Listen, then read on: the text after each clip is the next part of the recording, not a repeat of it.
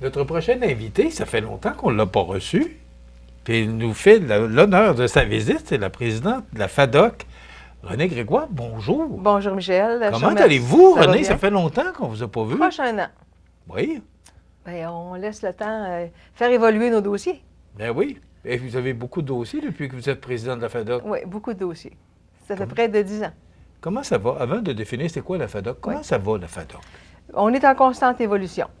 Ce qu'on souhaite, c'est que les gens qui sont membres aient des activités qui leur ressemblent, des choses qui les intéressent. On n'a pas un programme défini d'avance pour dire aux gens, si vous venez, c'est ça que vous faites. On leur dit, qu'est-ce que vous aimeriez? L'important, c'est de sortir les gens, briser leur isolement social. Surtout avec la COVID, je pense que les gens ont beaucoup perdu l'habitude de sortir, sont confortables chez eux, ils ont des activités individuelles. Mais on a plusieurs programmes. Entre autres, depuis la visite de M. Jean-Pierre Després avec l'écriture de son livre, on a beaucoup incité les gens à faire des activités à l'extérieur. Alors, En marche vers de saines habitudes de vie, c'était une devise. Et on a justement fait, à partir de ça, une nouvelle activité qui est la marche à l'intérieur de notre belle église Saint-Thomas. Alors, tous les jeudis matins à 10 h, on reçoit les gens. Puis plusieurs personnes qui sont nouvellement arrivées à Montmagny nous disent c'est pour nous l'occasion de rencontrer des gens. Puis de socialiser. Un beau social. Oui, oui. Prendre notre place. Renée, vous avez de l'air bien comme président de la FADOC. Vous avez de l'air à aimer ça. Vous avez de l'air à vous plaire là-dedans. J'aime beaucoup ça. Je suis une personne très sociable. J'aime la présence des gens. J'aime être aidante pour justement les référer quand ils ont besoin, parce que c'est ça notre mission. Améliorer la qualité de vie des aînés. Avoir des gens qui peuvent défendre leurs droits, les représenter auprès des gouvernements pour plusieurs dossiers là, qui ont avancé. Parce qu'on est plusieurs, hein? Il y a plusieurs groupes FADOC dans la province. Il y a plusieurs groupes FADOC dans le Canada. Est-ce que tu as idée dans le Canada combien on peut avoir de membres? Oui, mais c'est parce que là, vous allez plus vite que moi, là. Oui, mais on a 980 000 membres dans le Canada. Au Canada? 980 000. Renée, c'est quoi la FADOC? Est-ce que c'est autrefois ce qu'on appelait le Club de l'âge d'or? L'acronyme était la Fédération de l'âgeur du Québec.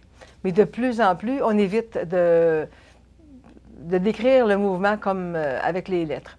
On dit aux gens que la FADOC, c'est le plus grand regroupement des aînés dans la province, pour les gens de 50 ans et plus. C'est la description qu'on en fait maintenant. OK. Mais on s'entend que c'est 50, c'est 50 ans origine. et plus. C'est que, là, l'âge d'or, quand on dit de l'âge d'or, c'est pas parce qu'on est vieux, puis on est... C'est parce que notre expérience... Ça n'a rien à voir avec la vieillesse. Notre expérience vaut cher. Oui. J'aime ça vous entendre. Ça fait quoi, un club de la FADOC? Bon, on sait un peu comment ça se passe à Montmagny, mais est-ce que c'est ce qu'on fait ici à Montmagny? Est-ce que c'est comme ça que ça se passe partout? Non. Pourquoi? Ben, dites-moi, c'est quoi les similitudes ou les différences? C'est parce qu'on ajuste les activités selon les besoins de nos clients. Il y a des endroits dans les grandes villes où les gens, disons que la moyenne d'âge est plus jeune. Ils ont des activités différentes. Ils ont des groupes qui font du vélo, du ski, du golf. Ici, dans notre région, les gens n'ont pas ces mêmes intérêts-là. Nous, ce que les gens aiment beaucoup, c'est de venir à des activités chaque jour de la semaine, quand ils sont libres, et de faire une activité qui ne leur coûte rien. D'autres personnes aiment les activités avec des loisirs ou des activités culturelles. Alors, on fait beaucoup de voyages dans ce volet-là. OK. Parce que là, il y a un niveau local, oui. OK, les activités sont au sol de l'île Saint-Thomas, oui. Mais il y a un club régional, Chaudière-Appalaches.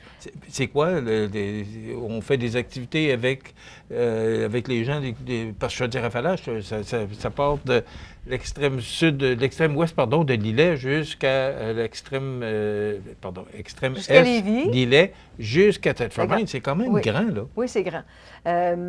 Au niveau provincial, ça se divise en 16 régions. Nous, on est dans la région Québec-Chaudière-Appalaches et on a quand même beaucoup de membres, 95 000 à 100 000. Là.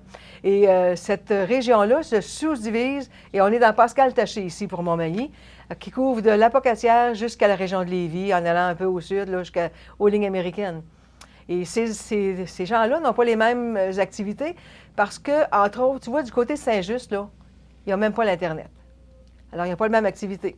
Les dames qui sont membres dans leur exécutif aiment beaucoup, eux autres, recevoir les gens. Ils aiment beaucoup la cuisine et la danse. Alors, leur activité roule beaucoup autour de ça. Recevoir les gens pour aller dans un local qui leur appartient ou qui est mis à leur disposition par la municipalité.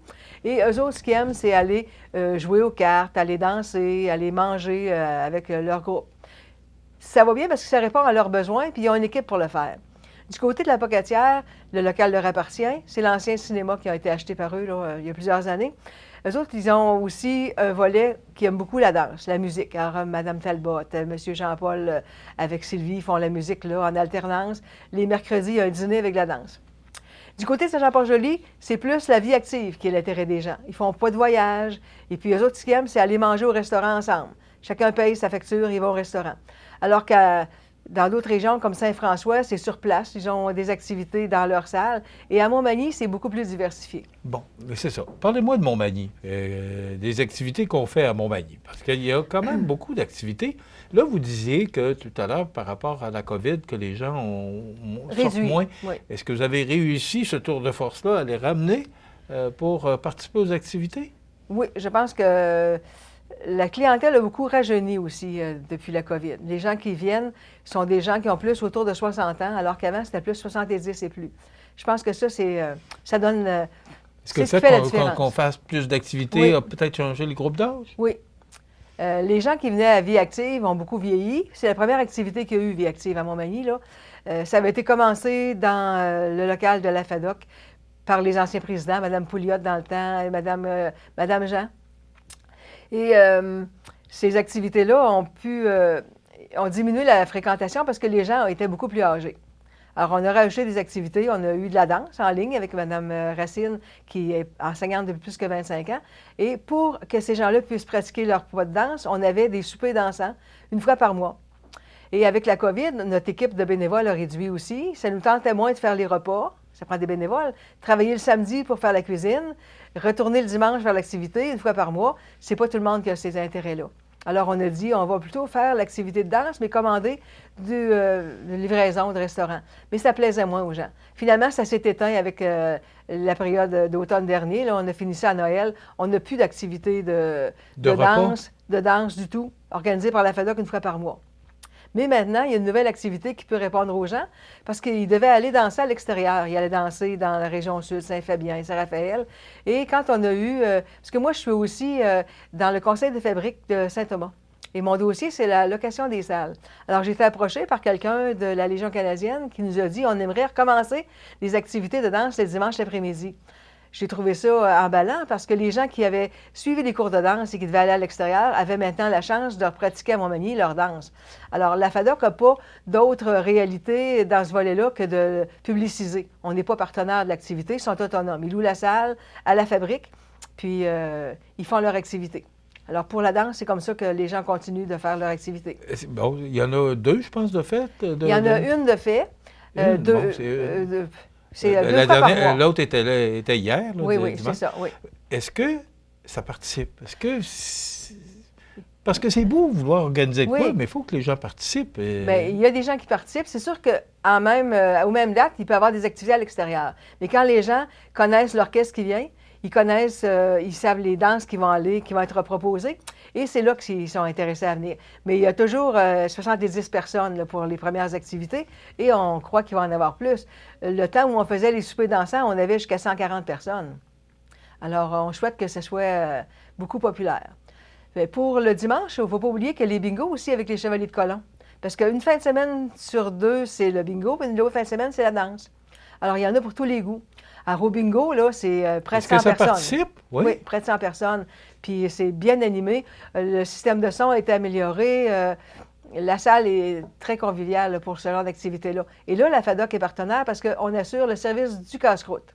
Parce que dans les bingos, on n'a pas le droit de servir le bar, mais on a les chips, les sandwichs, le chocolat, pour que les gens prennent une collation en jouant au bingo. René, il reste 5 minutes, ça passe tellement vite. Il va falloir que je revienne. Vous êtes toujours la bienvenue. Est-ce que c'est rentable tout ça? Oui. Là, la première question, j'ai tellement de questions à vous poser. Là, vous dites que vous êtes sur le conseil de la fabrique. Aussi. Et là, vous louez la salle parce que l'église, c'est pas à vous. C'est à la fabrique. J'aurais pas le moyen de l'acheter. Ou d'entretenir. Hein? Ah, peut-être avec les options que vous avez, je ne suis pas inquiète. Mais est-ce que, là, vous louez la salle, mais est-ce qu'il y a de l'argent qui va à FADOC? Parce que quand même, vous mettez du temps là-dedans, là. Quand on loue pour l'Église, il n'y a pas beaucoup d'argent qui va à la FADOC parce que c'est séparé. Mais les gens qui louent la salle peuvent louer la cuisine ou le bar à la FADOC. Et c'est là que ça... C'est là que la FADOC peut faire des sous. OK, parce que ça vous appartient? La cuisine nous appartient, le bar aussi. Bien, on les loue à l'Église. On loue un espace bureau, on loue un espace cuisine et on loue un espace bar vestiaire. Et quand on utilise la grande salle, comme tout le monde, on paye une location. Parce que la grande salle, on est locataire quand on la loue, là. Est-ce que c'est rentable? Est-ce que ça va bien, la FADOC? La FADOC, ça va très bien. On a des sommes d'argent en banque et cet argent-là, on essaye de la réutiliser pour gâter les gens. Est-ce qu'il y a des gens... Bon, vous êtes la présidente, mais là, est-ce que vous devez rendre des comptes? Comment ça marche? À chaque année, les organismes doivent faire une assemblée générale annuelle. Les organismes. Qui sont les organismes? Organismes sans but lucratif. OK. On est un OSBL. Alors, on est subventionné en partie par la Ville. Ça couvre à peu près notre location de bureau. Ensuite, les autres activités, c'est parce qu'on offre, comme les voyages, qu'on fait un peu de surplus. Mais on essaie de pas faire beaucoup de surplus parce qu'on veut que les gens c'est pas ça l'objectif, là. C'est d'au moins de ne pas en manquer, mais au moins de pas d'être millionnaire. C'est pas ça votre objectif. La prochaine activité qu'on a le 24 mars, c'est l'Assemblée générale annuelle. On invite les gens à participer. Et il y a toujours des places qui se libèrent dans les CA parce qu'il y a des gens qui ont fait plusieurs mandats, qui arrêtent. Et puis, on aura l'intérêt d'avoir du sang nouveau. Ça aide toujours. Puis une activité dont je veux te parler, c'est le lundi, le 10 mars, en collaboration avec les dames fermières. Il a souligné le mois de la nutrition. Et on invite une dame de Québec, qui est une globe-trotter mondiale, là, Madame Germaine. Et elle vient de faire une petite conférence sur l'alimentation à travers le monde. Et le menu va être adapté à diverses régions du monde. Alors, les gens qui veulent réserver peuvent le faire en m'appelant. Le numéro est toujours à la boîte vocale du bureau, ainsi que toutes les activités qu'on présente. Ils sont tous aussi... Oui. Là, les activités, là... René m'a envoyé ça. Y en a-tu des activités? C'est quoi les principales? Parce que là, il reste 2 minutes. Il y en a les jours de la semaine dont on a parlé. Les prochaines qui s'en viennent, le dîner de la nutrition le 10 mars. La cabane à sucre aussi, qu'on va aller au mois d'avril. Il y en a, ça c'est à Saint-Nicolas. Ensuite, on a au mois de mai 2 activités. On a Viva Vegas avec Steve Matthew au Capitole. On a 13 musiciens, 3 choristes. Ensuite, on va à Grégory Charles. C'est une activité où l'artiste donne Je collationne pour les écoles primaires de la région là-bas, c'est cachet. On a au mois de juin, hommage à Jeannette Bertrand. Au mois de juillet, on va au Théâtre Beaumont-Saint-Michel. Au mois d'août, on va dans la Beauce. Votre programmation est toute faite d'avance? Toujours. Jusqu'à? Jusqu'à décembre. Ah, oui. Oui, oui. Bon, puis comment on fait pour les savoir, pour les connaître, vos activités? Parce qu'il y en a beaucoup. Oui, on peut demander d'être un lien d'amitié avec moi sur ma page personnelle Facebook. Bon, mais c'est pas tout le monde dans le FADOC ou dans l'âge d'or ou emploi-là, comme on veut, qui ont un site... à la boîte vocale de notre téléphone, tout le monde a un téléphone. Oui. Bon, 248-5004. Vous avez, comme là, j'ai enregistré là, vendredi dernier, la liste des activités à venir. Et mon numéro de téléphone est donné. Je suis toujours disponible pour recevoir les questions des gens. Puis... Là, il va y avoir une assemblée générale. Ça fait combien de temps que vous êtes présidente? 6 ans. OK. Et là, ce que je vois, là, puisque je vous ai posé la question avant l'entrevue, vous n'avez pas l'intention de quitter, là? Bien, s'il y a d'autres gens intéressés à prendre la présidence, je peux laisser ma place pour aider quelqu'un à se préparer, mais je ne laisse pas la FADOC, c'est sûr. Alors, c'est important que la vice-présidente aussi soit capable de me remplacer. C'est qui la vice-présidente? Madame Nicole Saint-Pierre. OK. Oui. Votre conseil d'administration est complet. Oui. C'est qui sont les Madame membres? Pierrette Fortin, notre trésorière. Madame Annie Couillard, administratrice. Madame Georgette Bercier, qui est là depuis un bout aussi, qui est secrétaire. Madame Micheline Leblanc, qui s'occupe beaucoup de faire le rappel aux gens qui ont une carte déchue. Alors, c'est vraiment très, très motivant de travailler avec une équipe comme ça. On a une bonne entente dans notre CA. Ça a toujours été comme ça. On donne nos opinions. Et quand quelqu'un décide, il y a personne qui est fâché que ce n'est pas sa décision qui a été retenue. Gardez votre enthousiasme. C'est le fun, c'est le fun de vous voir. Bon, bien, on reviendra. Bravo. René Grégoire, qui est présidente du club FADOC. Le numéro de téléphone, 248 5004. Ou encore votre page Facebook. Oui. Qui est à mon nom, René Grégoire, vous faites une demande d'amitié ou vous me donnez votre adresse courriel et vous recevrez. Il y a 640 personnes qui reçoivent mes informations courriel. Alors, quand les gens me disent « Est-ce que tu as mon adresse? » Je ne suis pas certaine, je vais vérifier. Je ne les connais pas toutes. Merci beaucoup, René, d'avoir été avec nous. René Grégoire, présidente de la FADOC. On s'arrête.